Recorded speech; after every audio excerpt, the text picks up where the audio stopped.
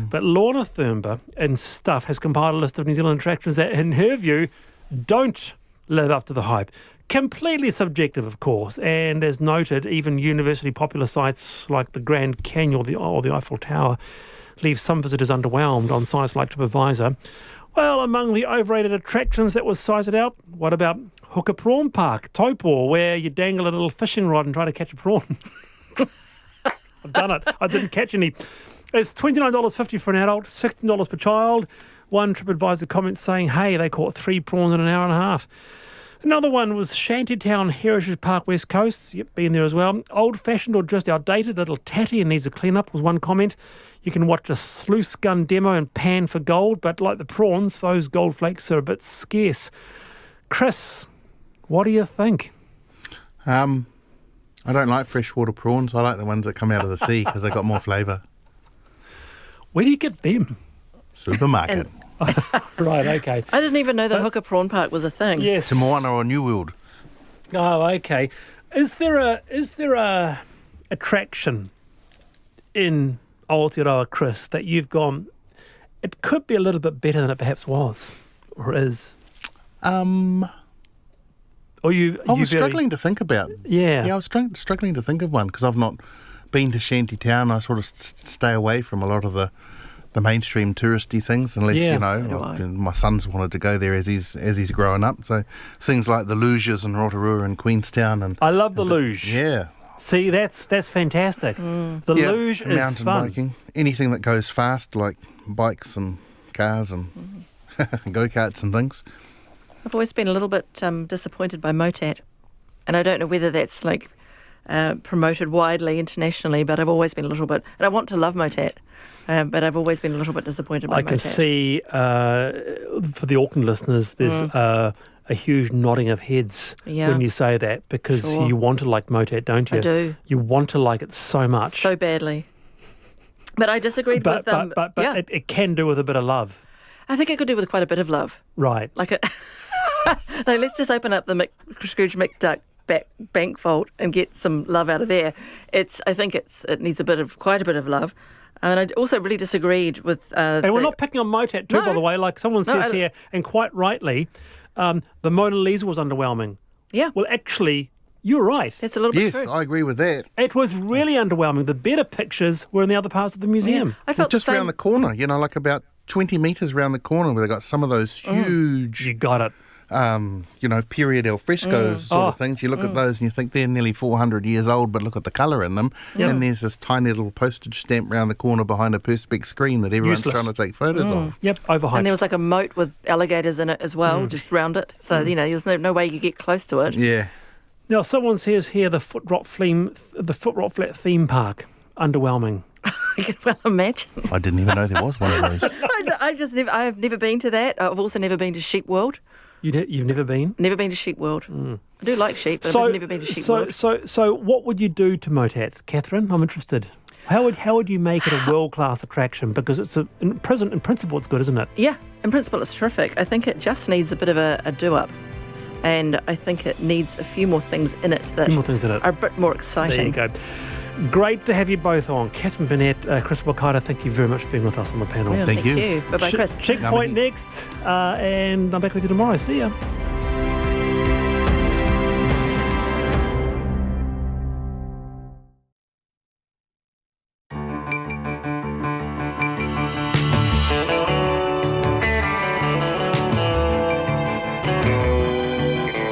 No mai, haere mai, o te hotaka o te ahiahi. This is Checkpoint on RNZ National. I'm Alex Perrottet. Tonight, hundreds turn out to Ihumātao as the protest ramps up. Our reporters are there, as well as at Parliament, where protests have blocked off a main intersection. The government's set to overhaul the Resource Management Act, but why has the timing of its move been dubbed cynical?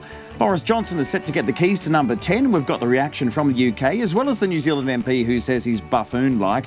As another family leaves the closed Christian community of Gloria Vale, a crowdfunding campaign has been set up to help them. The Silver Ferns return, saying they play for the love of the game, not the cash. And why was a giant silver fern mural made in the black sand at Auckland's Piha Beach today? All of that coming up tonight on Checkpoint. Watch us live on Facebook, on our website, on Freeview Channel 50 and Face TV, Sky Channel 83. RNZ News at 5. Kia ora, ko Susana Lei a taua tēnei. One of the leaders of the land protest at Ihumātao near Auckland Airport has made a direct appeal to the Prime Minister to intervene. Hundreds of people have joined the protest at a police cordon to keep the public off the land, which is due to be developed by Fletcher Building. Joanna Mackenzie reports. Panya Newton, the co-founder of Save Our Unique Landscape, is appealing to Jacinda Ardern to get involved in the dispute. She says Ms Ardern has the power and influence to reverse the decision allowing Fletchers to build 480 homes on the site. Ms Newton says the government could use the Public Works Act to set aside the land as a place of historic value. Fletcher Building says while it respects any person's right to protest, it's the rightful and legitimate owner of the land at Oruarangi Road. The company says it looks forward to working with Mana Whenua to develop the housing and build a new neighbourhood. In Auckland, called Joanna Mackenzie tēnei. Maori are calling for the current prison system to be abolished, saying it continues to fail them. It comes after a national hui in April to discuss what's being described as a crisis for the justice system. Laura Dooney explains.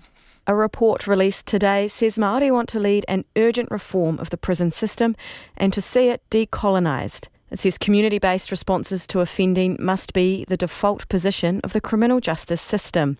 It also calls for oranga tamariki to be disestablished and for whānau, hapu and iwi to provide care for whānau in their communities. The report calls for change immediately.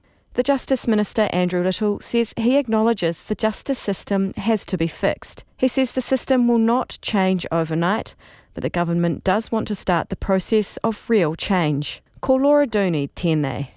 An ex-ward of the state says his fundamental rights have been breached after learning sensitive personal information about his time in state care has been publicly available. Archives New Zealand says some records containing personal information about children in state care more than 30 years ago were being held in open access files. Information includes referrals for psychiatric evaluations, details about prescriptions, names and dates. Tyrone Marks says he's shocked his information has been accessible. It's a breach of my basic human right. Anything held that's written by somebody else is confidential. Yeah, it's not very good, is it? Archives New Zealand says it takes privacy seriously and access to the records has been suspended. A man has been charged with murder over the death of a 16-month-old boy in Auckland last month. Malcolm Robert Bell died in Starship Hospital after suffering a serious head injury.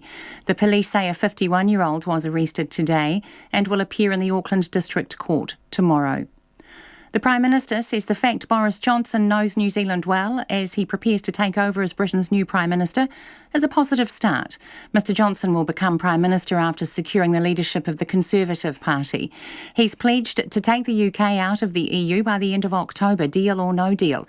Jacinda Ardern says a no-deal Brexit would cause chaos, which is good for no country, including New Zealand. But she says her role is to work with whoever is in charge. He knows New Zealand well, and that at least is a really positive starting point for our relationship, that he has that familiarity. I sent him a message saying kia ora Boris, and he sent one back, kia ora Jacinda, so at least we've got off to some familiar terms. Jacinda Ardern says she has not met Mr Johnson personally, but expects to meet with him at the UN General Assembly in September. A Taranaki oil and gas watchdog says a proposed plan change would mean the public is not notified about offshore exploration activities in the province's 22-kilometre wide coastal management zone. Sarah Roberts of Taranaki Energy Watch told a draft coastal plan hearing today that it wanted the exploration activity to remain a discretionary activity, meaning the public had to be notified. But they're suggesting that it's going to be a controlled activity, which means that it must be consented and it doesn't require public input. Sarah Roberts says the plan change is at odds with Regional Council rules for production wells, which are discretionary activity and require the public to be notified. More than 61 submissions have been made on the draft coastal plan, and hearings are due to continue next month. The head of Netball New Zealand says a monetary prize for the world champion Silver Ferns is in the works. The team did not receive any prize money for their win at this week's World Cup final, compared to the $3 million for the Black Caps' narrow loss to England in the Cricket World Cup. The team's main sponsor, ANZ, says the bank is happy to work with other stakeholders to contribute towards a prize for the team. Netball New Zealand Chief Executive, Jenny Wiley, says it's not clear how big the prize will be, but the gesture is very encouraging. Still a work in progress at the moment, but we think it will be fitting recognition. So I'm pretty confident that there will be something for everyone. Netball New Zealand's Jenny Wiley. It's 5:05. The New Zealand trampolinist Dylan Schmidt says he's gunning for gold at next year's Olympics in Japan. The 22-year-old has risen to third in the world rankings after making the finals in both World Cup events he has competed in this year. After finishing 7th at the Rio Olympics in 2016, Schmidt says his goals for the Tokyo Games are clear.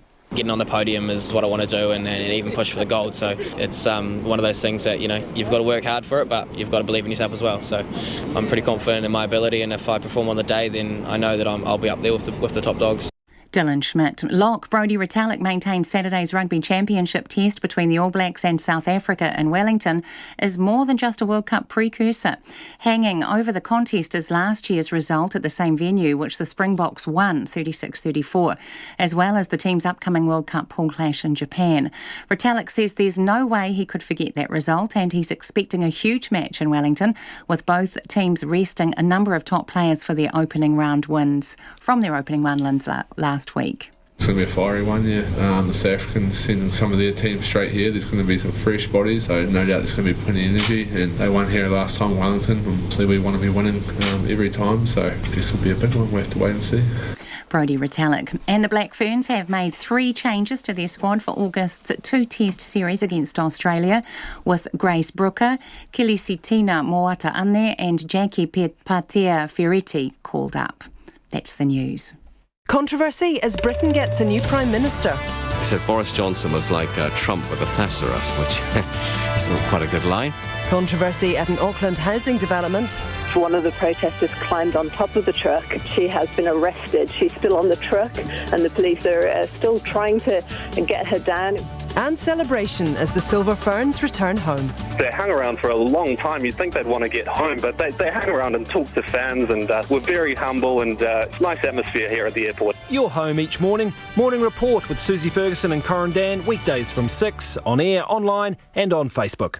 Then on 9 to noon, the private coach working to wean families off their screens.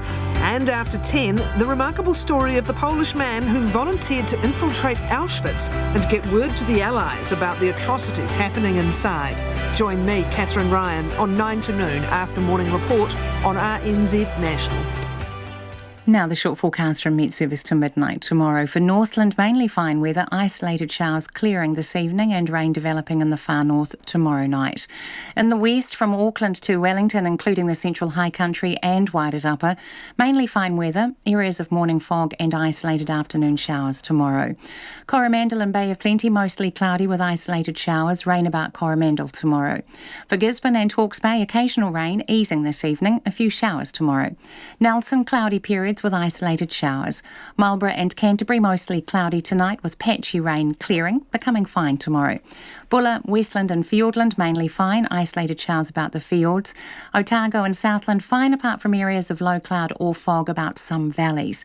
And Chatham Islands, cloudy periods, the odd shower tomorrow. You're with RNZ National, and Dara Stewart is back at 5 a.m. with First Up, followed by Susie Ferguson and Corin Dan on Morning Report.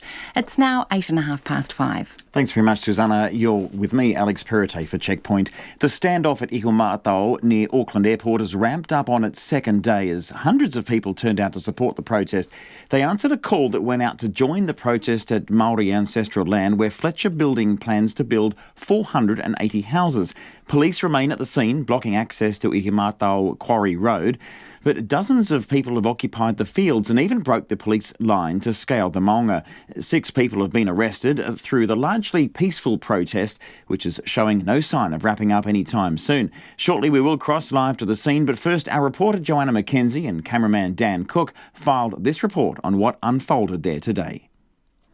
As crowds move from Oruarangi Road onto the paddocks, one man breaks through police lines, cheered on by other protesters. Police eventually catch up with him and arrest him. That was the 3rd arrest today, following 2 earlier in the morning when protesters boarded a truck to stop it entering the site. A spokesperson for the protest group Soul, Pania Newton, who'd been at the cordon all night, says the police treatment of 2 women was inhumane. They wrangled them, they pulled their hair, they pulled their arms. One of the females was stuck underneath the police truck. Ms Newton says she's been overwhelmed by the number of people who've turned out and says more are coming. Very proud to be from Aotearoa on a day like this, when you see people from all walks of life come to Ihumātao to defend it. And it shows too that the diversity of the people that are here shows the reach that this kaupapa has, and shows how broad it is, and that this kaupapa resonates with many people from all walks of life.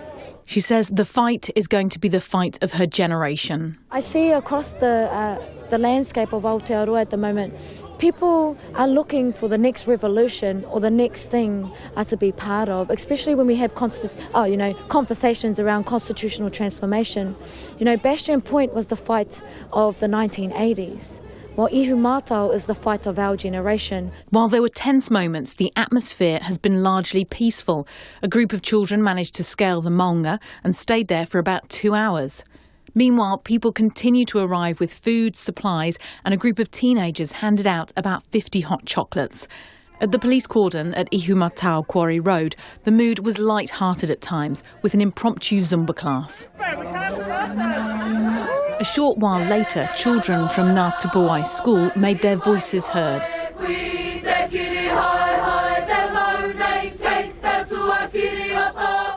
Their te reo teacher, Te Kepa Sterling, says it was important for them to be there. I was telling them the land is your land. This is your land and was given down to your generation. It is for you to hang on to the land. People's reasons for being at Ihumātao are varied.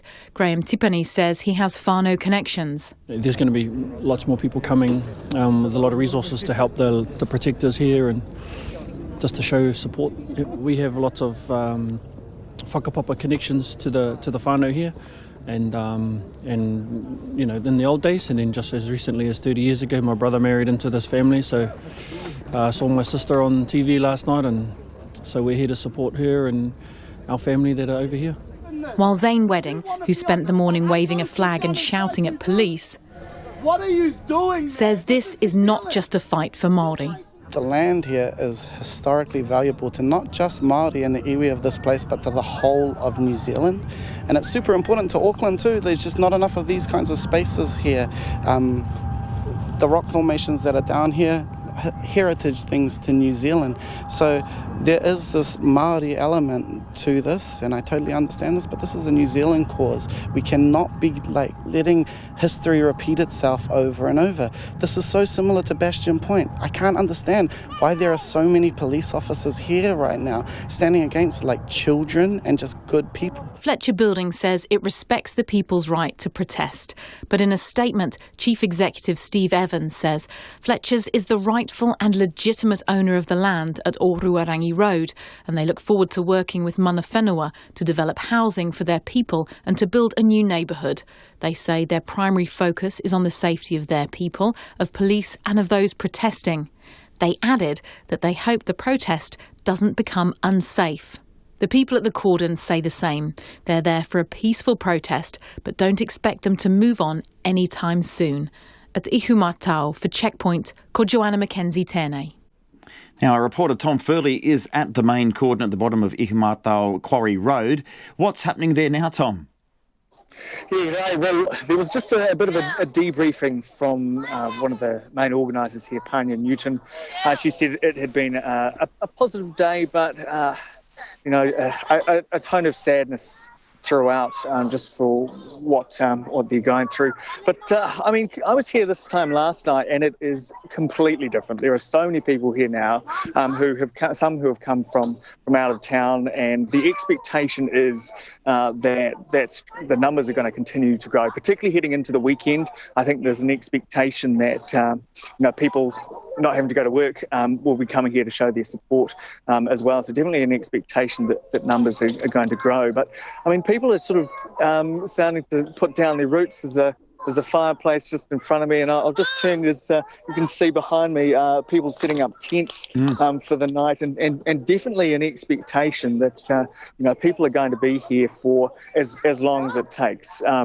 Pania Newton was saying that whānau and the group of mana whenua will be again sort of leaving for a brief time this evening just to talk and plan what tomorrow is going to bring. But certainly a lot of these supporters will be right there with them as well. Now, Tom, you were saying that the crowds have increased since yesterday. Are we seeing more police turn up as a result? No, we're not. Well, at least the numbers seem pretty similar, although albeit a bit more drawn out. So yesterday, they were mainly centred around this main cordon that you can see behind me, and that's sort of at the main road into the site. But today, as protesters have gone out into the fields, they've formed a line of police. Oh, we're just losing Tom there. We might see if we can get him back there. He's just frozen there on the screen. But we'll just see. We'll let you know whether we can get Tom back there. He's at the police cordon at Ihumātao Quarry Road. I've just been told that we've got him back there, so he's just painting the scene of what he's seeing. Are you there, Tom? Yes, hi, sorry. Yep. That's okay. We've got you back. You've obviously been speaking to people there. What are they telling you, and what are they planning in terms of, I don't know, what's going to happen tomorrow? Yeah, well, I mean, the whole idea of this is peaceful protest, and so that is definitely the main focus, although there are people with other ideas. There's a caravan here, and you can basically sign up, provide your details, and next to that is a page with green that says you're not willing to be arrested, orange you're fine either way, or you're sort of on the fence, and red that you are willing to be arrested. So it's unclear how many people that applies to, but definitely from the organisers, and from mana whenua, their idea is peaceful protest. But certainly, as I mentioned before, I mean, people setting down their roots. So I'd say quite a number expected to be here tomorrow, overnight, and through the coming days. Thanks very much, Tom. Tom Furley there reporting from Ihumātao Quarry Road, where the police cordon is being set up. You can go back and watch the report by Joanna McKenzie and Dan Cook. You can see one of those arrests caught on camera, someone who broke through the police cordon earlier in the day. It's 17 and a half minutes past 5. You're with Checkpoint on RNZ National. I'm Alex Perrottet. We're keen for your feedback on Ihumātao, or the comparisons to Bastion Point, as Pania Newton was saying there. What do you think about it? Text us on 2101, tweet us at Checkpoint RNZ, or email checkpoint@rnz.co.nz. Turning to the UK now, after winning his party's leadership contest, Boris Johnson will officially become the new British Prime Minister overnight New Zealand time. Theresa May will host her final question and answer session in Parliament before she heads to Buckingham Palace to formally tender her resignation to the Queen. A few hours later, Mr Johnson will visit the palace, where the Queen will ask him to form a government. After that, the keys to Downing Street are his. Boris Johnson is promising to reinvigorate the UK, which he likened earlier to a sleeping giant. But the reality is that his biggest challenge will be around the headache that he helped to campaign for, Brexit. Here's CNN's Nick Robertson from London. Boris Johnson is elected as the leader of the Conservative and Unionist Party. As expected, Boris Johnson swept to leadership by his party, but not the country. His campaign mantra, now his leadership battle cry. Deliver Brexit, unite the country and defeat Jeremy Corbyn. And that is what we're going to do. Johnson picking up the mantle of entertainer-in-chief too. I know some wag has already pointed out that deliver, unite and defeat was not the perfect acronym for an election campaign, since unfortunately it spells dud. But they forgot the final E, my friends. E for energize. And I say to all the doubters, dude, we are going to energize the country. We're going to get Brexit done on October the 31st. We're going to take advantage of all the opportunities that it will bring in a new spirit of can-do. Johnson's can-do met immediately by opposition leader Corbyn's no can-do. Well, he's been elected by less than 100,000 people, and I think he needs to think a bit more carefully about where we're going. I'm ready for a general election at any time. At EU headquarters in Brussels, more constraints on Johnson's optimism. A frank warning, they're not shifting on Brexit. The United Kingdom reached an agreement with the European Union, and the European Union will stick to that agreement. And so too on Johnson's most pressing foreign policy challenge, Iran. Its Foreign Minister Zarif dialing up pressure, accusing May's government of piracy, seizing an Iranian oil tanker off Gibraltar 3 weeks ago, warning Johnson against war. It is very important for Boris Johnson, as he enters 10 Downing Street, to understand that Iran does not seek confrontation. Iran wants to have normal relations based on mutual respect. And then there was President Trump sharing Johnson's enthusiasm. It's what they need. He'll get it done. Boris is good. He's going to do a good job.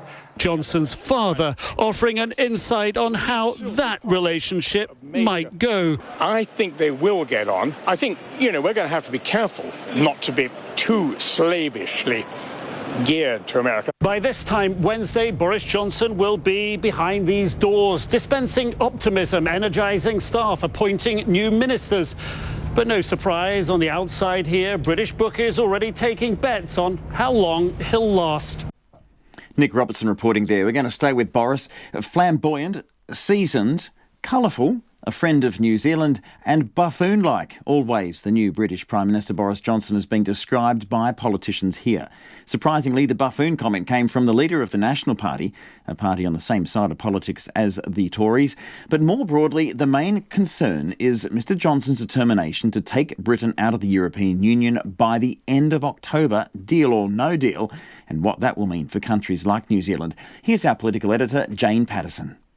Minister, thank you very much for having me here on this important anniversary day of your campaign of slaughter of rats and possums and stoats. Boris Johnson is no stranger to New Zealand, having visited as Foreign Secretary in 2017 and even inspecting a tuatara at the Zealandia Wildlife Sanctuary in Wellington.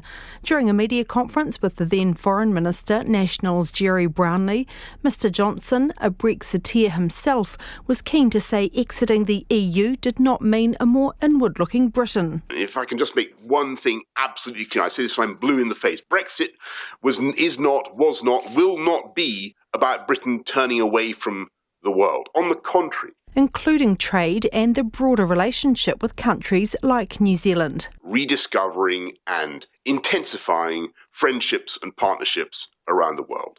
In trying to do that, we see New Zealanders at or near the front of the queue. Nationals leader Simon Bridges was asked today how he'd describe Boris Johnson. Mercurial, perhaps. I mean, look, this is a guy who can be on, can be off. He's got that buffoon-like quality, but I met him and I've got to say, well, millions have. But I think what's also true is having met him, he's very impressive. And there's much more to him than that. Very smart. Mr Bridges was then asked what he meant by buffoon-like. Well, I think it just means someone who, sometimes gets a bit of marmalade on his chin, who sometimes doesn't say quite the right things, whose personal life can be interesting, but for all of that, he's an impressive guy. The Prime Minister Jacinda Ardern says she wouldn't use the word buffoon, but instead describes Boris Johnson as seasoned. She says her job is to work with whoever is in charge. He knows New Zealand well, and that at least is a really positive starting point for our relationship, that he has that familiarity. I sent him a message saying kia ora Boris, and he sent one back, kia ora Jacinda, so at least we've got off to some familiar terms. The New Zealand Foreign Minister Winston Peters is a long-time fan of Britain's new leader. He has a very kind and very affectionate stance towards New Zealand. It means that we sort of start with him coming in, hit the ground running in terms of our future relationship. The UK can't formally sign trade deals until it leaves the EU, but it has already been talking to New Zealand about preparations for a future FTA. The Trade Minister David Parker says New Zealand's position is unchanged. Until they complete the terms of their divorce from the European Union, neither we nor they can complete a new free trade agreement. But as soon as that is clarified, then we'll be rushing at that. Simon Bridges says the UK will be highly motivated to do trade deals and that won't change under Boris Johnson.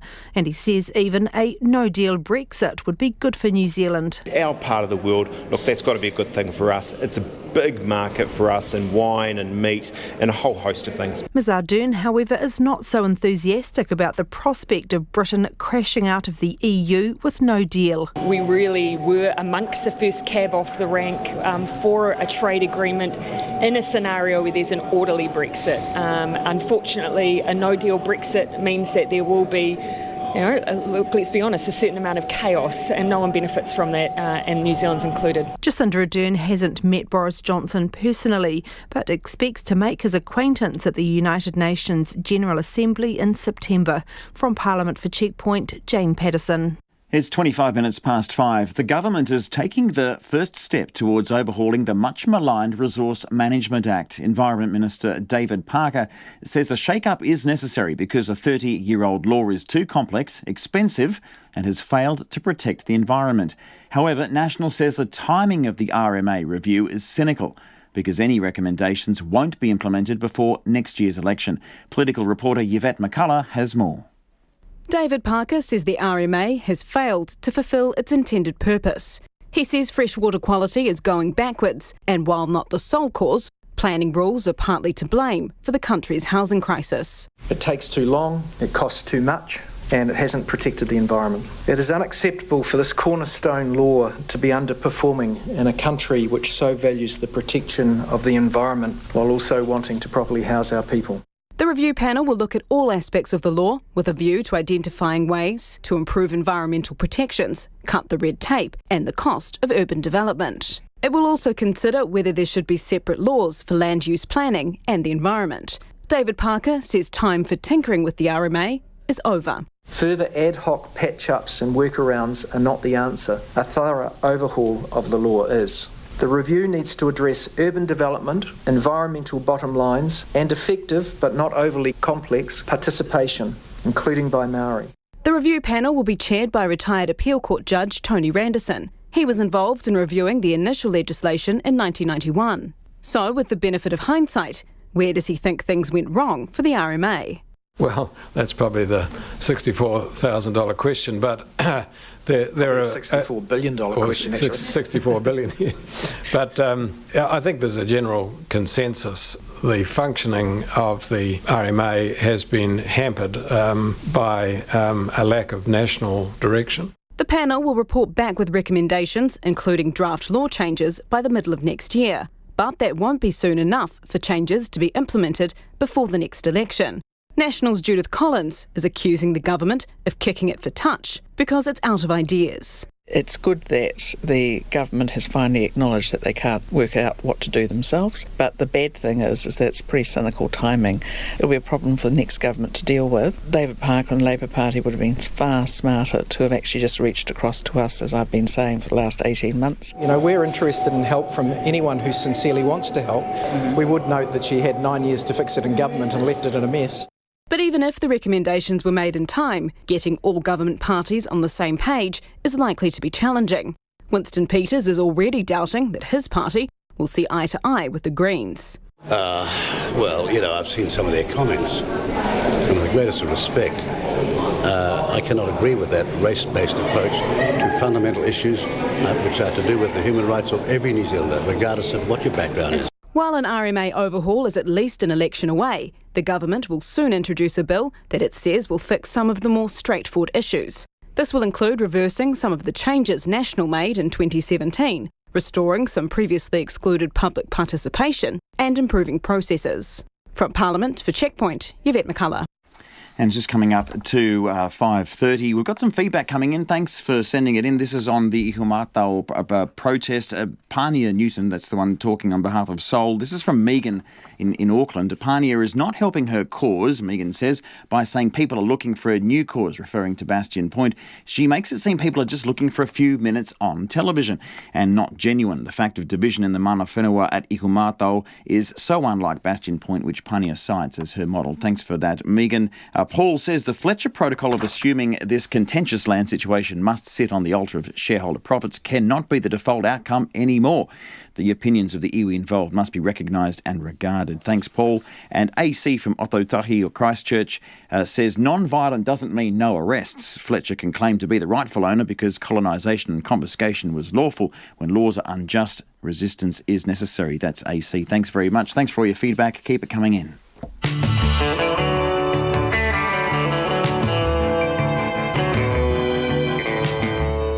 It's 5:30 on Checkpoint. Coming up on the program, a crowdfunding campaign is set up to raise money for people who flee from Gloria Vale. A Christchurch Mosque attack survivor speaks about meeting Donald Trump. And the countdown is on to the 2020 Tokyo Olympics. We'd love your feedback. Text on 2101, tweet us at Checkpoint RNZ or on Facebook Checkpoint, or email checkpoint@rnz.co.nz. But first, here's Susanna Leatawa with the headlines. A leader of the land protest at Ihumātao near Auckland Airport has appealed to the Prime Minister to intervene. Hundreds have joined the protest outside a police cordon at the site where Fletcher Building plans to build 480 houses. Pania Newton of Save Our Unique Landscape says Jacinda Ardern has the power to reverse the decision.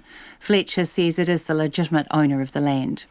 Justice Minister Andrew Little says he agrees the justice system has to be fixed and the government wants real change. Maori want to lead an urgent reform and decolonisation of the prison system. In a report released today, they are calling for community-based sentences to be the default response for the criminal justice system. The report also calls for Oranga Tamariki to be closed down.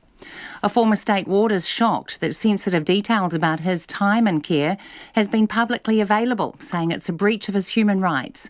Archives New Zealand says some records with personal information about children in state care more than 30 years ago were being held in open access files. The department says access to the records has now been suspended. A man has been charged with murder over the death of 16-month-old toddler in Auckland last month. Malcolm Robert Bell died in Starship Hospital after suffering a serious head injury. A 51-year-old man will appear in Auckland District Court tomorrow. An oil and gas watchdog wants exploration in Taranaki's coastal management zone to remain a discretionary activity, so the public still have to be notified. Taranaki Energy Watch has told a hearing on the draft coastal plan that under a proposed change, people would not find out about offshore exploration. Spokesperson Sarah Roberts says regional council rules for production wells require public notification. People who were at the under-15 basketball nationals in Mount Maunganui over the school holidays are being told to watch out for measles symptoms. The Bay of Plenty District Health Board says a player was unknowingly infectious with the disease. Those are the latest news headlines on RNZ National. Our next news and weather update is at 6. Thank you very much, Susanna. We'll see you then. Nona Peltier is here for the business update. How are you going? Good evening. How are you? Yeah, very well. So the peer-to-peer lender Harmony has made a maiden profit. That's a good effort. Yes. Well, considering the company's been in existence, since 2014, brand new idea, sort of came about as a result of some regulation reform, so that facilitated these peer-to-peer lending platforms, which we've seen. This one is about lending, so you can put your money up and then match yourself to some potential borrower, and that's facilitated through Harmony. Now, they don't really lend any money directly, although that's just recently changed. They're just the platform. They're the platform, and they make money off fees and, a bit of a premium here and there. They also lend alongside some of their lenders, too, so they make a little bit of money there as well. So pretty good. They made $7.2 million, which is, not bad, considering this is a business that was brand new right off a platform. Not bad.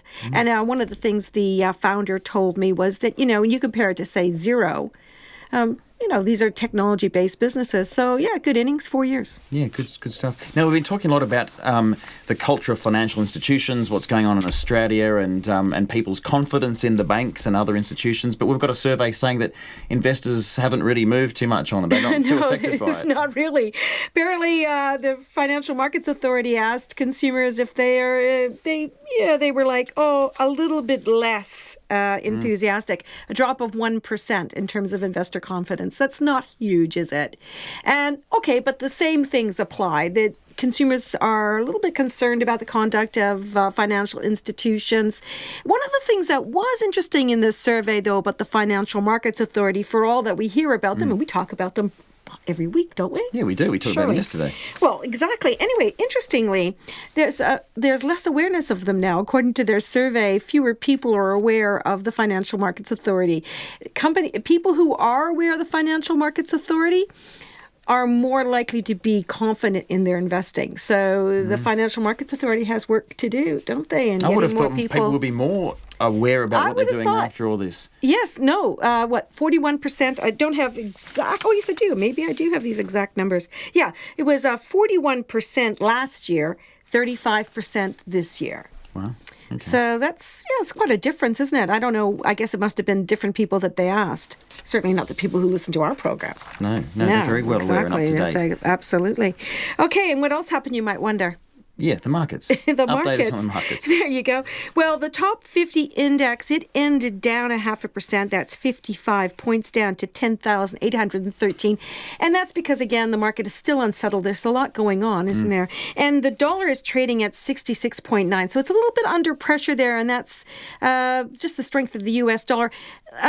The Australian and the British pence, though, are under pressure, so we held up well against those. 95.9 Australian and 53.8 pence. Very good. Thank you very much, Nana. Keep keeping us informed. I'll let you know some more stuff tomorrow. Thank you very much. We'll see you there. Nana Peltier there. The latest in the business news coming up to 24 minutes to 6. A $5 million bailout of Christchurch's embattled Adventure Park came just days before the attraction faced going into potential receivership, documents have revealed. The decision to save the Adventure Park was made at a closed Christchurch City Council meeting back in April, and reports into what led to the controversial call have only just been released. Our reporter Timothy Brown has been reading them and filed this report. The Christchurch Adventure Park, which includes zip lining, bike tracks and a chairlift, has been troubled almost from the start. The $20 million Port Hills attraction opened in December 2016, but closed for almost a year after being extensively damaged in February 2017's fires in the area. The lender behind the project, China Construction Bank, was close to calling in receivers when investors, including the Christchurch City Council, stumped up the $10 million needed to keep it open in April this year. Council documents have revealed their $5 million contribution came despite staff advice not to use ratepayers' funds to keep it afloat, as they deemed its community benefits weren't worth it. But the Council's Finance Committee Chair, Ruff Mungie, says staff were missing the bigger picture. I didn't agree with their advice, but that's fine. We don't always agree with their advice. We've got the cruise berth coming into Littleton next year. We've already got bookings for the Adventure Park through cruise ships coming in. So, there is a potential lifeline for the Adventure Park through that.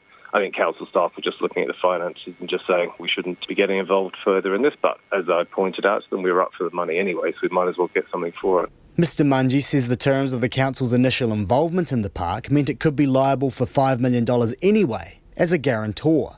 But in stumping up the cash, they took a majority holding in the project and have the potential to make their money back in the future and sell down their stake. So the council had to make a decision that it was going to pay out $5 million. Did it want to pay it to a receivership process where there was a chance we'd get nothing back, or did we actually just say let's convert that debt underwrite into equity, keep the park going, and hopefully be able to sell that out in the future? Mr Mungie says the project also has symbolic importance as a quake rebuild project for the city and the tourist sector. Mayor Leanne Dalziel recused herself from the vote on the financing. Councillors Tim Scandrett and Sarah Templeton abstained, but the only councillor to vote against it was Dion Swiggs. He says he couldn't bring himself to vote to fund keeping the park open. It didn't feel right, and I understand that the Adventure Park, is a good asset for the city, but I just wasn't in a position where I wanted to support putting $5 million towards bailing it out. Dion Swiggs says now the money has been paid, he hopes it succeeds. I think it is a good asset for the city. Regardless of the decision I made, I do want to make sure it succeeds, and now that the council's made that decision, I do want to make sure that we get value for money.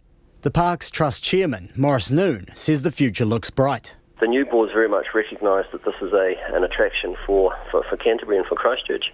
It has a great ability to pull in and support the tourist ambitions for the city. Morris Noon says several projects are already in the pipeline to improve what is on offer.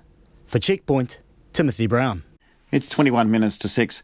An ex-ward of the state says his human rights have been breached after learning that sensitive personal information about his time in care was publicly available. It's been revealed some records containing personal information about children in state care more than 30 years ago were being held in open access files at Archives New Zealand. Some of the records include information about referrals for psychiatric evaluations, details about prescriptions, names, dates of birth and the names of institutions where some wards lived. Hamish Cardwell has more.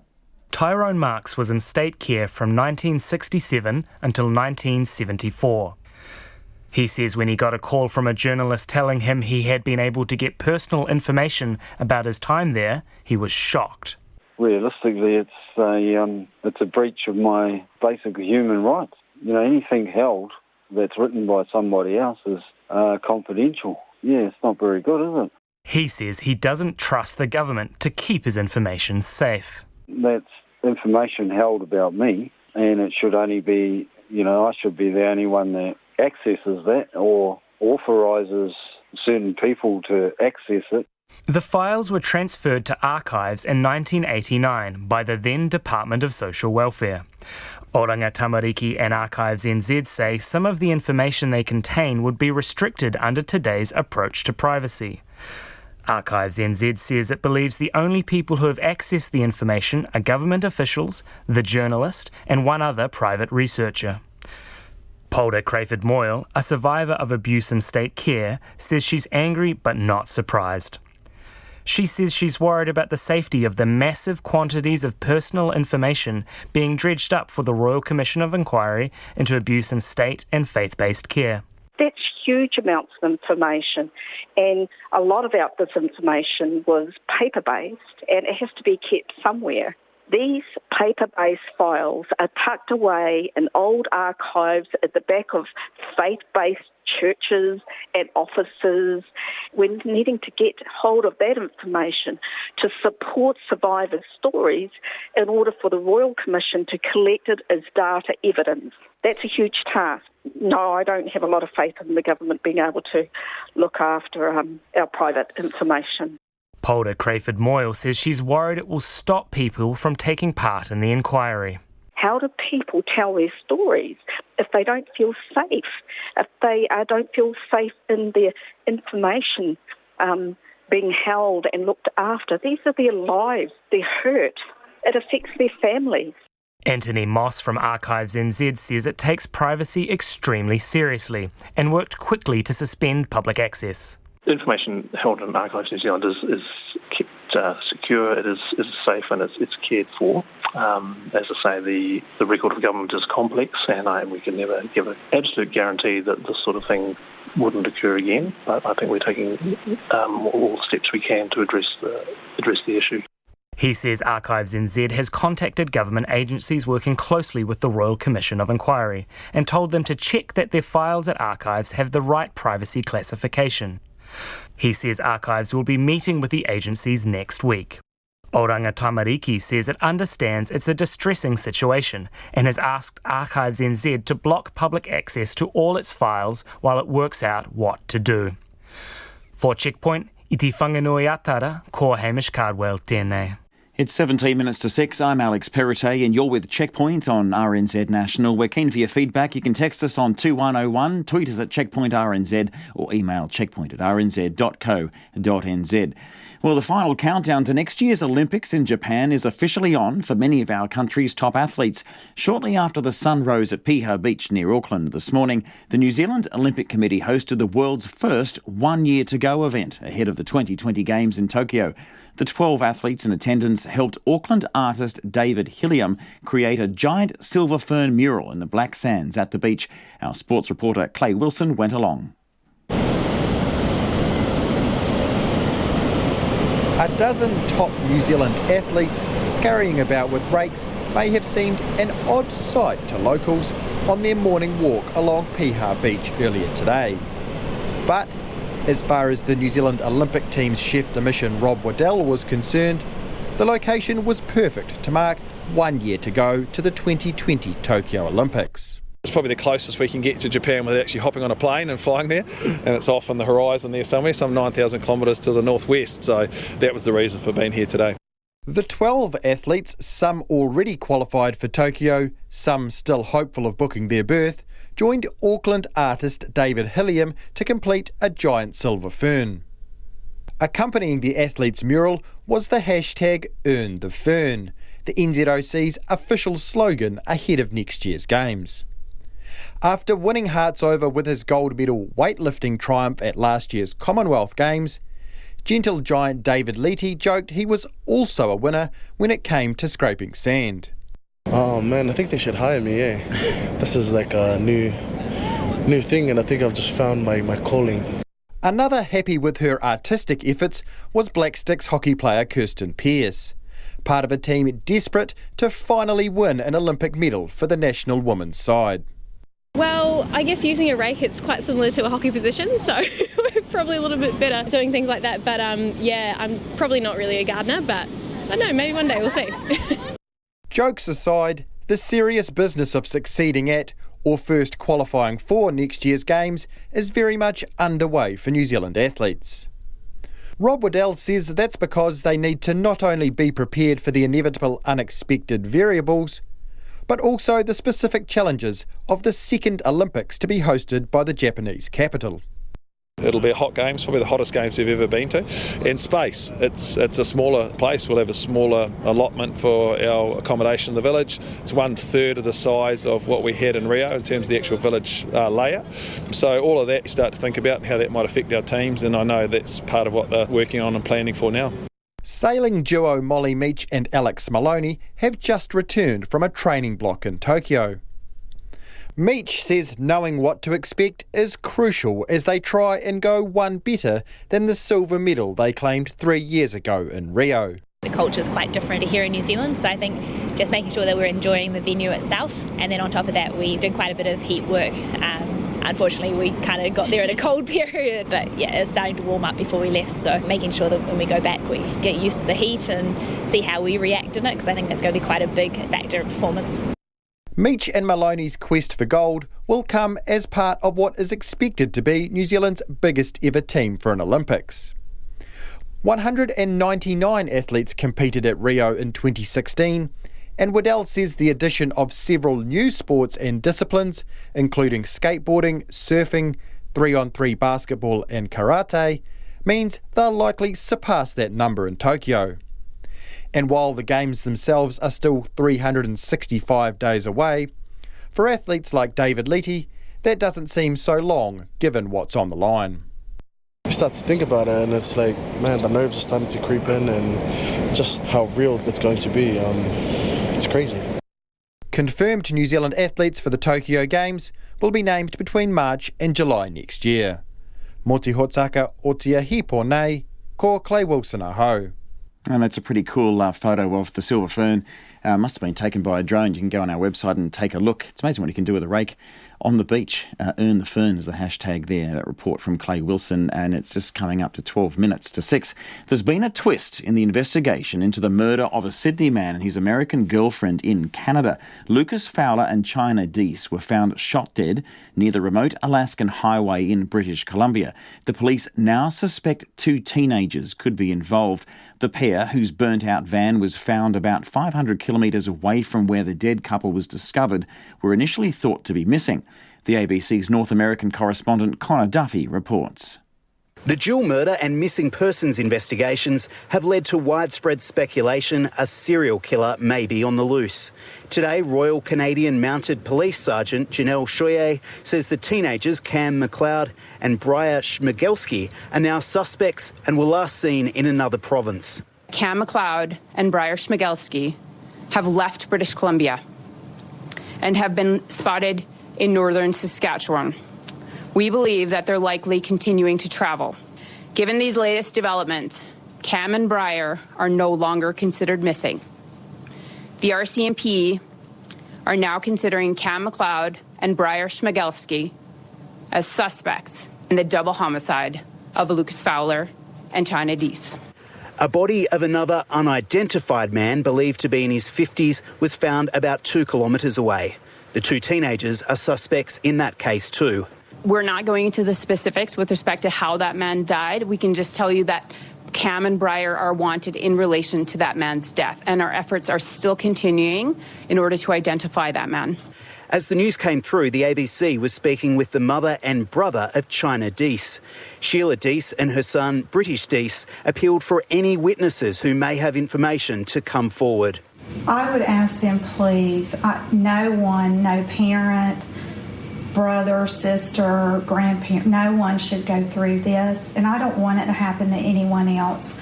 While I'm not anxious to actually see a real human, but I need for anyone with information to share that, because this can't happen to another family, and I mean, it shouldn't have happened to ours. The Deese family have spent the night watching police vision released overnight of Lucas and China's last refuelling stop. There's hundreds of thousands of people in Canada doing the exact same thing on the same highway in the summertime in Canada, just road tripping and seeing national parks and all of these sites in Canada. And it's a reminder these brutal murders are inflicting grief and fear on 3 continents. Connor Duffy with that report at 10 to 6. All eyes will be on Capitol Hill tomorrow when the former Special Counsel Robert Mueller appears before the US House Judiciary Committee. He's scheduled to appear in back-to-back hearings to discuss his inquiry into Russia's role in the 2016 US election, contacts between the Trump campaign and Moscow, and the president's efforts to try and block his investigation. It's the first time Mr. Mueller has answered questions about his report, but he's been given a warning by the US Justice Department not to make news when he appears and to keep his testimony within the boundaries of his public report. CNN's Lauren Fox has more. Former Special Counsel Robert Mueller will testify tomorrow in 2 highly anticipated hearings on Capitol Hill. The Justice Department issuing him this warning before he speaks, demanding Mueller, quote, remain within the boundaries of his public report because matters within the scope of his investigation were covered by executive privilege, and avoid discussing the conduct with respect to uncharged individuals. And the report is my testimony. I would not provide information beyond that which is already public in any appearance before Congress. Mueller, a reluctant witness, will appear under subpoena in back-to-back hearings before the House Judiciary and Intelligence Committees, facing questions about the 10 episodes of possible obstruction outlined in the Mueller report, and about Russian interference in the 2016 election. Some Democrats believe Mueller could help Americans understand his findings. For most people, this will be the first time they will hear what's in that report, what was actually found in this investigation by Mr. Mueller and his team. It's a damning report with really disturbing evidence against the president, and I think it's going to have a very powerful impact on the American people. But Trump allies telling Democrats and the public it's time to move on. Yeah, I think the apple is done. Most Americans were looking to Mueller to tell them what happened, not Nadler. Do you think any fair-minded American believes that Nadler's out to get the truth? He's already convicted the president in his own mind. This is all about impeachment. Sources tell CNN congressional Democrats are preparing for Mueller's hearing seriously. These are serious members who are on the Democratic side treating this as the most important hearing that they've had so far in their lives. President Trump downplaying the former special counsel's testimony. No, I'm not going to be watching, probably, maybe I'll see a little bit of it. I'm not going to be watching Mueller because you can't take all those bites out of the apple. We had a total no collusion finding. The Democrats were devastated by it. They went crazy. They've gone off the deep end. Donald Trump ending that report from Lauren Fox in Washington. It's 7 minutes to 6. Thanks for tuning in. You're with Alex Perrottet on Checkpoint. We are keen for your feedback. You can text in on 2101. You can email us at checkpoint@rnz.co.nz. We're on Facebook and Twitter as well, so please do get in touch. We'll see if we can get to some of that feedback, hopefully before we get to the 6 o'clock news. Back to the Silver Ferns. They've achieved the greatest feat there is in the most popular women's sport in New Zealand. But the world champion Silver Ferns still got the bus from Liverpool to London and made part of their journey home in economy class. And after thrilling the country with their nail-biting win against Australia on Monday morning by 1 basket, some of the players, well, should I say nets, some of the players should be returning to their day jobs as early as this week, which is understandable considering they didn't win any prize money. Katie Scotcher has more.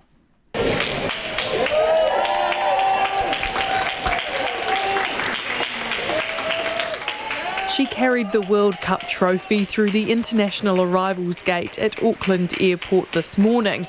But Shannon Saunders won't have much time to bask in World Cup glory. Yeah, I'm back to work as a pharmacist on Friday, so back to reality. The players are all characteristically good-natured and gracious when it comes to questions about the disparity between pay for sportsmen and sportswomen.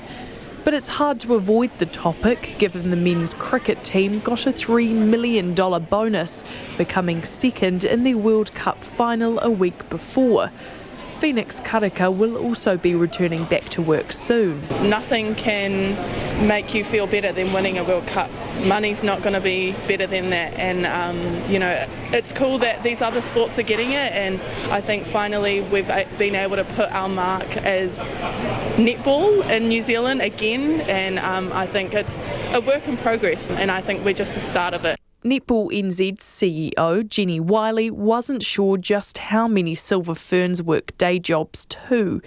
Across our ANZ Premiership and Silver Ferns, it is still a semi-professional competition, and there are athletes that by choice choose to work as well as play, but also there are others that are full-time athletes, so there's really a bit of a mix. Prime Minister Jacinda Ardern says it's impossible to ignore the inequity when considering the Black Caps' second-place bonus.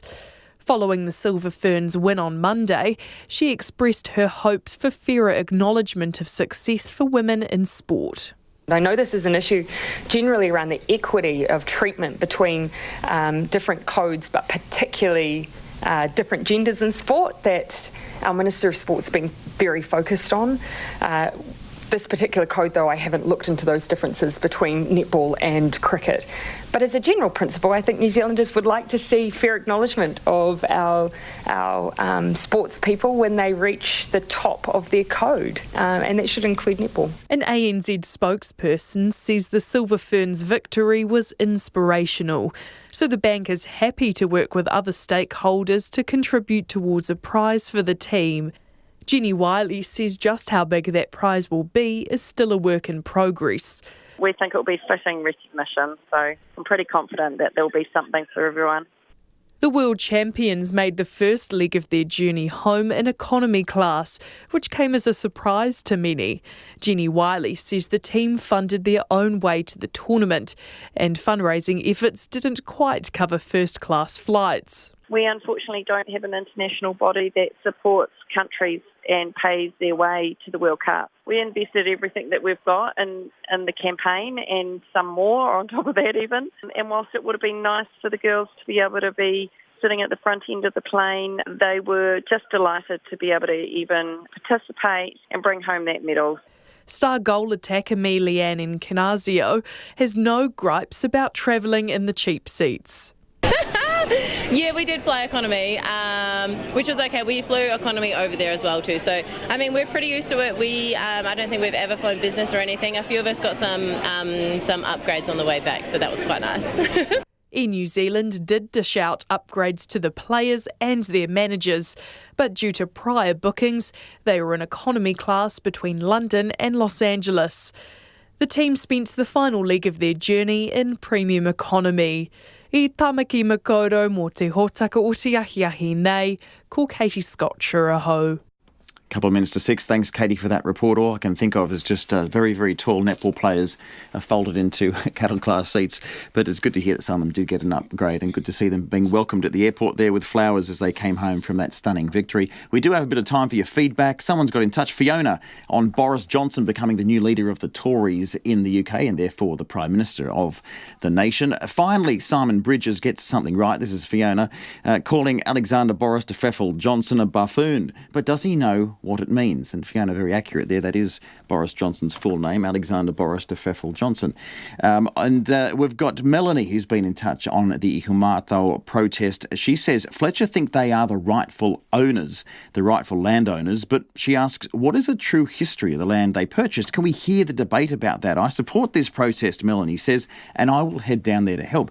Well, good on you, Melanie, but we can tell you that obviously it's very complicated, and if you go to our website, our Te Mana Korohi editor, Shannon Honui-Thompson, has an article. I'm pretty sure it's leading the website at the moment. So you just go to rnz.co.nz, you get Explainer why Ihumātao is being occupied by protectors, and you can read all about the background and why those people are protesting there and why there's a police cordon. We've had our reporters there for the last 2 days, and I think that story will not be going away. Just quickly on the records being containing personal information about children in state care, we had a report from Hamish Cardwell just earlier. These being held in open access files at Archives New Zealand. Alan says, RE government records breach. Yet another breach proves precisely why governments can't be trusted by New Zealand citizens with their private information. That's from Alan. And another listener says the issue is a clear signal that institution is grossly under-resourced to carry out its statutory role as a regulator of the public sector. Record keeping across government is hugely complex and critical to accountability and transparency of government, but poorly understood by executives who don't view information as an asset. More after 6. RNZ News at 6. Ngā mihi nui ko Susana Leātawa tēnei. A direct appeal to the Prime Minister has been made by one of the leaders of a land protest at Ihumātao near Auckland Airport. Hundreds of people have joined the protest, which started yesterday at a police cordon to keep the public off the land, which is due to be developed by Fletcher Building. Pania Newton, the co-founder of Save Our Unique Landscape, says she is appealing to Jacinda Ardern's heart and mind to get involved in the dispute. The government for many generations have acquired Māori land through the use of the Public Works Act. They have that very opportunity to acquire this land under the Public Works Act to reserve as a historic place. The Labour MP Calvin Davis says it would be inappropriate for the government to step in and resolve the dispute at Ihumātao because it is an internal issue among iwi. Mr Davis says it's not just Fletcher Building and police trying to evict protesters, it is also mana whenua from Te Kawarau Maki. Fletcher Building says while it respects any person's right to protest, it is the rightful and legitimate owner of the land at Oruarangi Road. There's fears and error that made public sensitive information about wards of the state could be put off taking part in the state care abuse inquiry. Archives New Zealand says some records about people in state care 30 years ago were held in open access files that would be restricted today. Hamish Cardwell has more. The information includes referrals for psychiatric evaluations, details about prescriptions, names and dates. A state care abuse survivor, Polder Crayford-Moyles, says it raises worries the government can't safely handle the personal information it holds that's needed for the Royal Commission of Inquiry. And she says that could dissuade people from taking part. Archives NZ says access to the records has been suspended. It says it's contacted government agencies working closely with the Royal Commission of Inquiry and told them to check files at archives have the right privacy classification. Ko Hamish Cardwell aho. Tenants and landlords now have greater protection under a new bill that passed in Parliament tonight. The Associate Housing Minister, Chris Whaufoy, says changes to the Residential Tenancies Act provide more certainty for landlords, minimise cost and risk and ensure tenants have all the information they need about a property before signing up to a lease. The bill also makes sure the same protection which applies to renting a house is applied to unlawful residential properties, such as illegally converted garages or sleep-outs. And the ability to prosecute landlords who rent out unlawful properties has also been strengthened. The responsibilities of both tenants and landlords for dealing with contamination have also been made stronger, and the definition of contamination has been widened beyond methamphetamine. A Christchurch Mosque attack survivor says he was proud to represent New Zealand in a meeting with Donald Trump to discuss religious freedom. Farid Ahmed, whose wife Husna was killed at Masjid al-Nur, joined a group of 27 survivors of religious persecution last week in Washington. Mr Ahmed says it was a privilege to be one of the 3 chosen to speak at a conference there. Speaking directly to Mr Trump in the Oval Office, he says it was only right to congratulate the president on the basis of the initiatives to stop religious persecution. He says he was proud to represent New Zealand on the platform he was given. I have received overwhelming comments from hundreds of delegates. They praised New Zealand, they admired New Zealand leadership. Mosque shooting survivor Farid Ahmed. The National Party leader says he used the phrase buffoon-like about the new British Prime Minister as a term of endearment. Boris Johnson will be formally appointed overnight New Zealand time after securing the leadership of the Conservative Party. When asked to describe him, Simon Bridges said he was mercurial, smart and buffoon-like. He explained what he meant by that term. Well, I think it just means someone who, sometimes gets a bit of marmalade on his chin, who sometimes doesn't say quite the right things, whose personal life can be interesting, but for all of that, he's an impressive guy. Simon Bridges says Mr Johnson is the right man for the time in Britain and will bring a degree of optimism to the UK. The last nurse to see a mental health patient before his suspected suicide says she might have increased observations if she had known about his history of multiple suicide attempts and self-harm.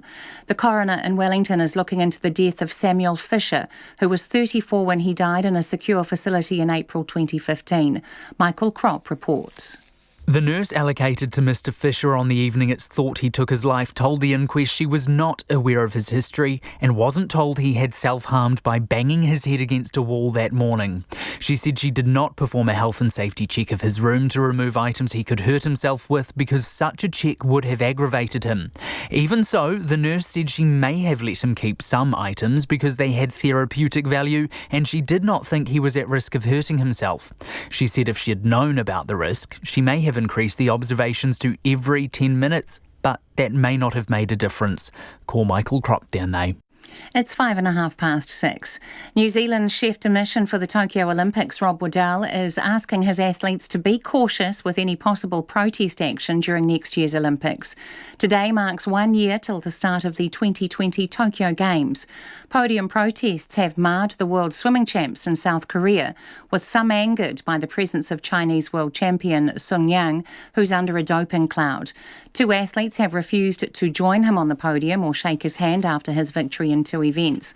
The issue could spill over to next year's Games, and Waddell says he wants his athletes to think about others. The one thing we push really hard within our team is respecting our fellow teammates. So whatever people are doing, wherever they might be, just thinking how will their actions help or hinder the people around them. And so in the situation where they might be making comment or putting things on social media, just always thinking about the implications that'll have for the wider team and the performance of the wider team. The NZOC marked the 1 year to go date with an event on Piha Beach this morning. 2-time National Rugby League winner and Penrith star James Maloney will leave Australia for the UK Super League at the end of the season. The New South Wales Origin halfback has been granted an early release. And the Dallas Cowboys remain the most valuable sports team in the world, while Manchester United have dropped 4 places to 6th. NFL side the Cowboys are valued at $7.5 billion, with Major League Baseball's the New York Yankees second on the list at $6.9 billion. That's the news. Tonight on Nights, plastic. Now the government's banned single-use bags. What's happening to all the other plastic you're putting in the recycling? Is it ending up in your muffin tray, in Indonesia, or maybe the local landfill? I followed my recycling truck down to the local depot. Also on the program, Christopher Cape on laying his folk-singing father's ashes to rest, and Peggy Ravel's on the line from Medicine Hat, Canada, on Nights after the news at 7 on RNZ National. Now the short forecast from Met Service to midnight tomorrow. For Northland, mainly fine. Isolated showers clearing this evening and rain developing in the far north tomorrow night. In the west, from Auckland to Wellington, including central high country and also Waiata Upper. Mainly fine, areas of morning fog and isolated afternoon showers tomorrow. Coromandel and Bay of Plenty, mostly cloudy with isolated showers. Rain about Coromandel tomorrow. For Gisborne and Hawke's Bay, occasional rain easing tonight, a few showers tomorrow. Nelson, cloudy periods with isolated showers. Marlborough and Canterbury, mostly cloudy. Patchy rain clearing tonight, becoming fine tomorrow. Bulla, Westland and Fiordland, mainly fine. Isolated showers about the fjords. For Otago and Southland, fine apart from areas of low cloud or fog about some valleys. And Chatham Islands, cloudy periods, the odd shower tomorrow. You're with RNZ National, and Dara Stewart is back at 5 a.m. with First Up, followed by Susie Ferguson and Corin Dan on Morning Report. It's now 6:08. Thanks very much, Susanna. You're with Alex Perrottet. This is Checkpoint. A crowdfunding campaign has been set up to raise money for people who flee Gloria Vale Christian community on the West Coast. The Gloria Vale Leavers Support Trust is looking to raise $100,000 on the Give a Little website to employ a support worker and provide funding support for people who turn their back on the religious community. The most recent family to leave got out at the weekend. The couple and their 7 children staged their exit, with the husband leaving with some of the children 4 weeks ago and the wife and the remainder of their children escaping at the weekend. The Trust's manager, Liz Gregory, decided to launch the charity after working with defectors in an unofficial capacity for the last 6 years. But our Christchurch reporter Nicholas Poynton filed this report. Liz Gregory grew up in a Christian home in Westport when the Cooperites, as they were then known, began to establish Gloria Vale on the West Coast.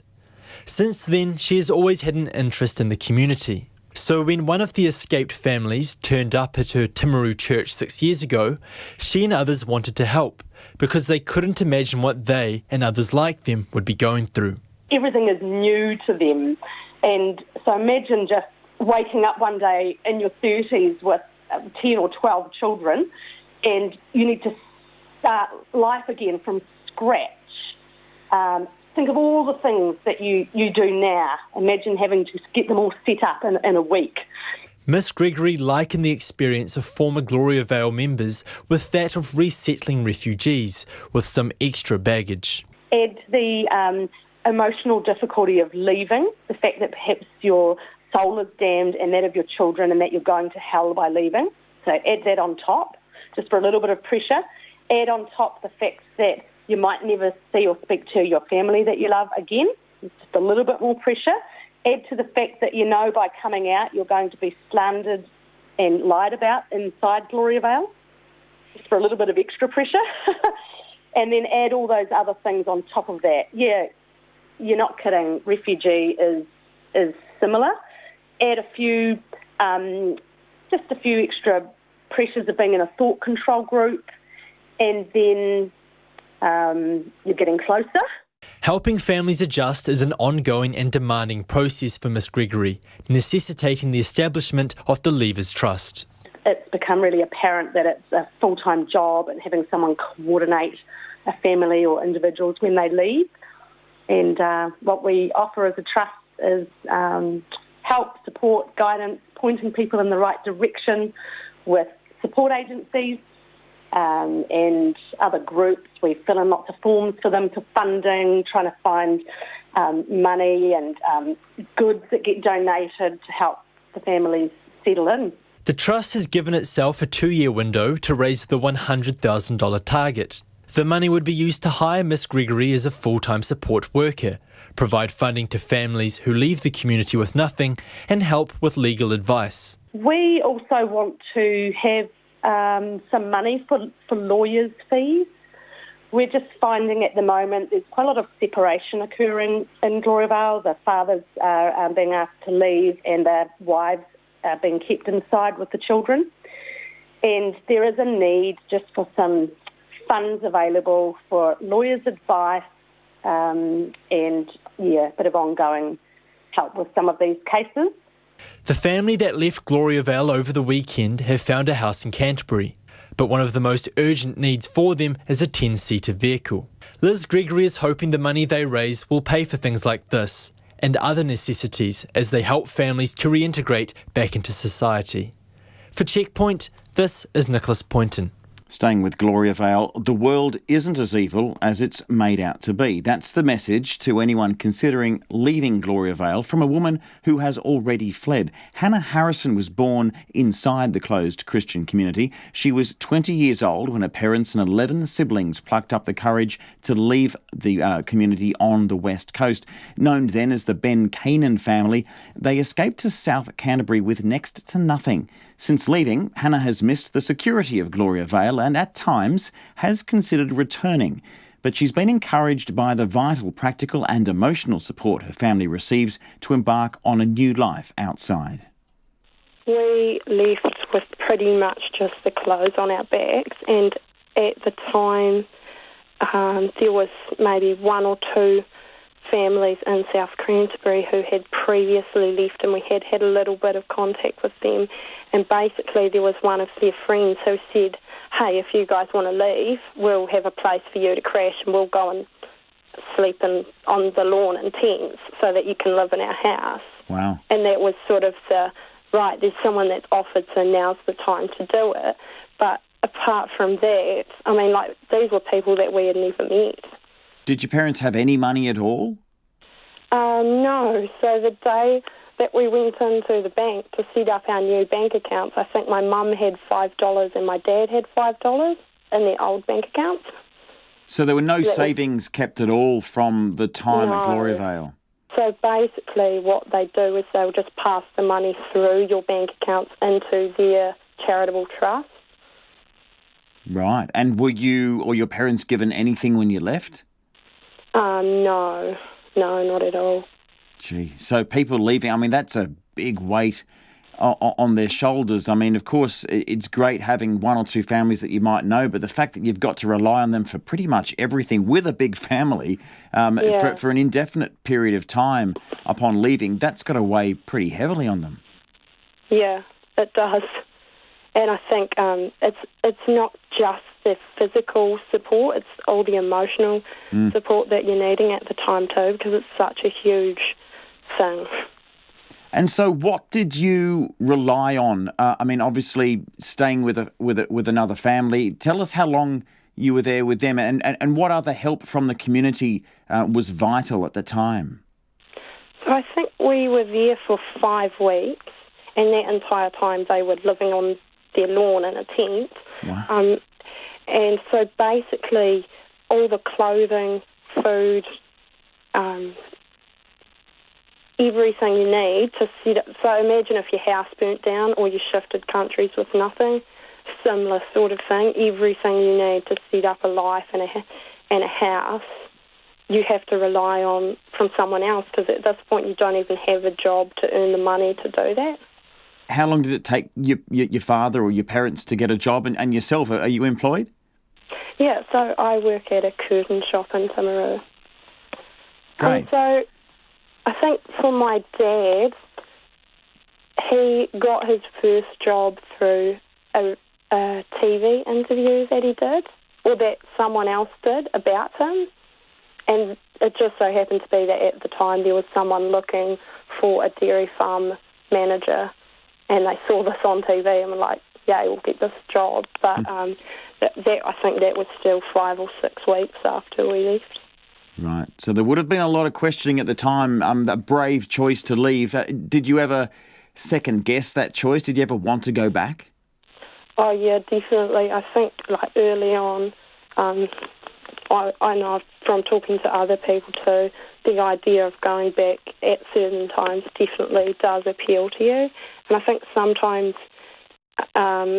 like, you automatically put the bad things out of your mind and only remember the good things. But then when you actually think about it, hey, it's not as great as it seems. But at times when it gets hard, it does seem like a definite option of maybe I should go back. Maybe this wasn't the right thing to do. I mean, it was all you ever knew. You were born there, you grew there. I mean, apart from those people that you would be very close to, close family friends, lifelong friends, is there anything else? I mean, what else is there that you might miss about Gloriavale? Oh, there is a definite amount of security with living there. As far as, like, financial security, you don't ever have to worry about money, ever, and just, like, when your whole life you've grown up sort of wearing the same clothes every day, doing the same thing, basically the same thing every day. There's a definite security in that sometimes you do miss that. Yes, well, it's a security once you're there, but I mean, once you're leaving, I mean, do you feel that sort of system is a way of just keeping everyone in? Oh yes, definitely. It's I think, yeah, it's definitely a way of keeping people in and keeping them not questioning what's outside. Have you gone back ever since leaving? I have gone back once, I think about a year after I left. Not officially, so I didn't get like an official invite. We went up to see someone, but that's the only time. Hannah Harrison, she left Gloriavale about 4.5 years ago. It's 18.5 minutes past 6. Hundreds of people have joined a land protest near Auckland Airport, and while protesters occupying land at Ihumātao continue their standoff with police, several hundred supporters gathered at Parliament today to show their solidarity. But Maori ministers were staying clear of the conflict, saying it's up to mana whenua to find a solution amongst themselves. Only 2 Maori MPs came out to meet the protesters in the capital. Te Aniwa Huri Hanganui was there. Tawira Ma, please join us today as we make a stand against the people who make decisions for us that continue to sacrifice our land and sacrifice our people. Today The message from Ihumātao supporters in the capital today was loud and clear. We hear your call and we fight with you. About 300 people joined the protest in Wellington, blocking Lambton Quay through the CBD, even parking a car in the middle of the road and chanting all the way to Parliament. I put my job aside today. It's nowhere near MP's job, but we just haven't heard anything. Use your platform, use your power. What's the point of being in a position of power if you're not going to use it to help our people? It's a very defining moment for us, I think, as a people, and it'll question our strength and our kotahitanga. Now is a point where everyone who's been a part of the journey, for at any point we all need to stand together now. The protesters could be heard from well inside the Beehive, where Labour MP Kelvin Davis was sitting inside his parliamentary office. He said it would be inappropriate for the government to step in and resolve an internal issue among iwi. This is really an internal tribal issue where the mana whenua, the kaumata, the kuia, the people who have settled are being blocked by a handful of people who have an attachment to that land. He's right. It's not just Fletcher Building and police trying to evict protesters occupying Ihumātao. It's also elders from mana whenua Te Kawerau-a-Maki. They too want a housing development to be built for the benefit of their people. MP for Tāmaki Makaurau, Penny Henare, says MPs have done everything they can to bring the groups together and avoid police intervention. Attempts of resolution have been tried, I've got to be honest with you.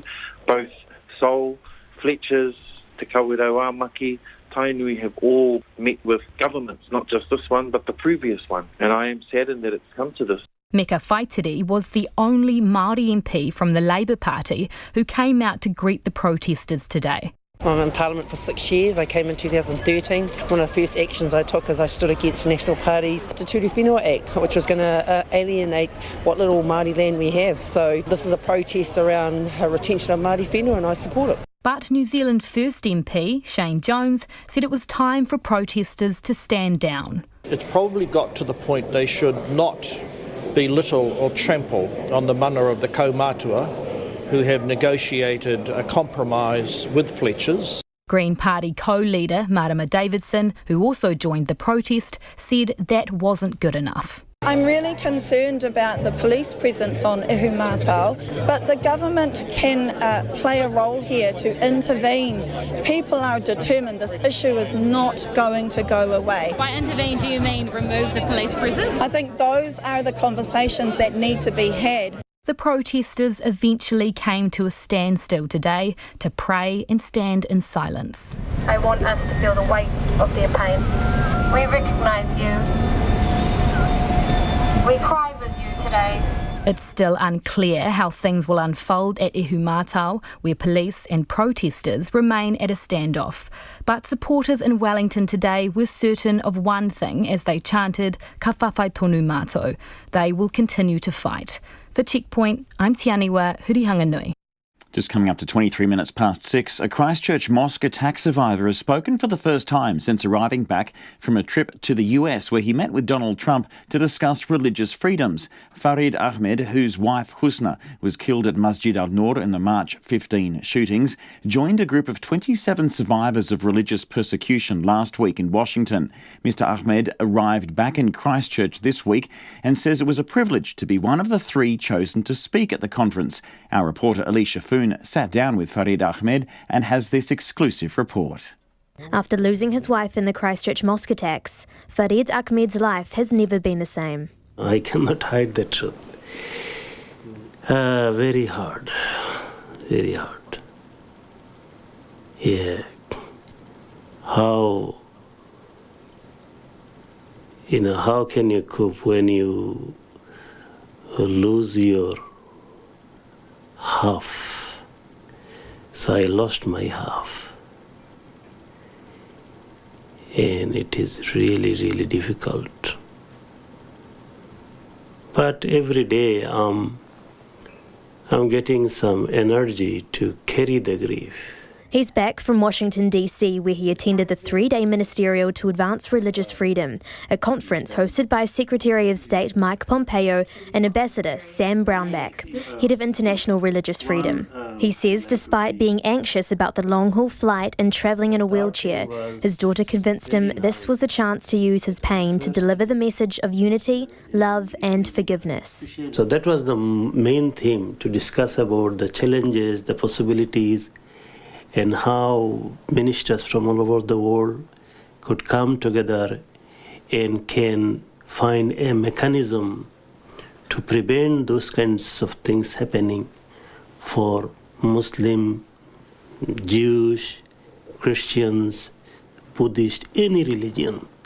Or even if someone doesn't want to have any religion, for that no faith, that person should not be a target of hate, should not be persecuted. Ahmed was chosen as one of 3 key speakers from the group to address more than 1,000 people. But I didn't come empty-handed. I have come from New Zealand all the way with gifts for all of you. That gift is the love for all of you from New Zealanders. I have come with gift from the city, the people of the city called Garden City, the city of love, compassion, and spirituality, the city of Christchurch. From my people, I have brought love as a gift for you. You, especially the people in the United States, and also people in this world. So please accept our gift. Speaking directly to Mr Trump in the Oval Office, he says it was only right to congratulate him on the basis of the initiative to stop religious persecution. Thank you from New Zealand. Thank you very much. Thank you for your leadership, standing up for humanity, standing up for religious groups and their rights. And thank you for supporting us in the 15 March tragedy in Christchurch. And God bless you. And God bless United States. Mr Ahmed says he was proud to represent New Zealand on the platform he was given. I have received overwhelming comments from hundreds of delegates. They praised New Zealand, they admired New Zealand leadership, and some of them they said they were envious that they were not a citizen of New Zealand. They wanted to come and they wanted to stay. Even Madam Speaker, I spoke to her, and she said, her condolence, and she said that she admired how New Zealand government had handled that tragedy. He says our country still holds a high reputation overseas. The world see us people with big heart, humility, politeness, and very generous people. They see that New Zealand has harmony in races, and how we embrace one another, how we open our heart for one another. We need to continue working hard to maintain our high reputation. That is my, I would say my begging to our New Zealanders. He believes everyone has a part to play in fighting hatred and religious persecution across the globe. We cannot say that only a government should do something to eliminate hatred, because this is not possible. There is no medicine in the pharmacy, or there is no magic wand that we can buy and the hatred will be gone. The hatred will go away if each one of us, if we contribute something towards love and harmony and forgiveness. Taking one day at a time, he says he feels a responsibility to be a change maker. I have still got some time left. I don't know how many moments or minutes or days or months. So I'm trying to focus on as much good things as I can do for myself, for my daughter, for my family, for the country, for the mankind. Mr. Ahmed famously forgave the accused gunman who killed his wife and friends at a national memorial service following the mosque attacks in Christchurch. He says he's now on a mission to see humanity change through forgiveness and love. For Checkpoint, ko Elisha Fern tēnei. That's all we've got time for this evening. Thanks for joining us on Checkpoint. We'll catch you tomorrow. RNZ News headlines at 6:30. Labour MP Kelvin Davis says the government can't step in at the Ihumato land protest because the dispute is an internal issue among iwi. People could be put off taking part in the state care abuse inquiry after discovering that sensitive information about wards of the state had been held in open access files. A bill passed in Parliament tonight gives tenants and landlords greater protection, including people renting illegal structures. And the last nurse to see a mental health patient before his suspected suicide says she would have treated him differently if she had known about his history. Those are the headlines. Our next news will be at 7 o'clock. Take the pulse of the day's news every weeknight at 10. He has always had what is sometimes here described as a colourful private life, a more colourful private life than some other politicians. Lately with me, Karen Hayes, your late night eye on the latest headlines and the people who are making them. She basically told the history of the Contraception, Sterilisation and Abortion Act. Live with local, national and